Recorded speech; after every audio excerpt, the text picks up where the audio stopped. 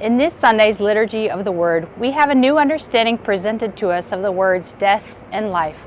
In the Book of Wisdom it said that God did not create death, nor does he rejoice in the destruction of the living. You see, death actually entered the world when our first parents, Adam and Eve, sinned against God. And so we know even in a natural way in our human heart that death is not natural, is not the way God intended it to be. Even in our modern times when people use excessive amounts of makeup or things like Botox or spend a lot of money to try to keep ourselves looking young, it's because we don't want to die. We don't want to age and things like that. And so Jesus, however, came to restore us in our understanding of death and life. You see, for Jesus, he conquered sin and death, and he gave us this opportunity of eternal life with God. Death is that passageway to live in union with God in heaven. And so in our gospel this weekend, we see the story of Jairus, whose daughter is sick and dying. And so he asked Jesus to come heal his daughter.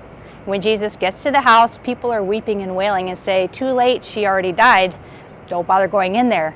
And so Jesus, however, takes the 3 disciples and the girl's parents and go into the house, and he miraculously heals her. He brings her back to life. And he simply said that she was sleeping. And so again, Jesus restores us in our understanding of death and life. Death is that passageway to God, to eternal life, and not something to be feared. Whereas the real death that we should fear is sin against God and the ways that we separate ourselves from him. And so when we're moving in sin, we're moving away from God. That is the death that we want to move away from. We want to seek life with Christ, life of grace, and strive for that.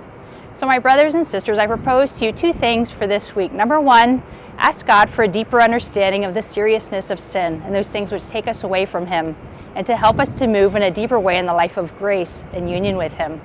And then secondly, I invite you to do a good confession, to do a good examination of conscience, of your consciousness, and the ways that maybe you've separated yourself from God. Bring those back to him for healing and restoration, and to live in union with him on earth as you were created to live with him in heaven. God bless you.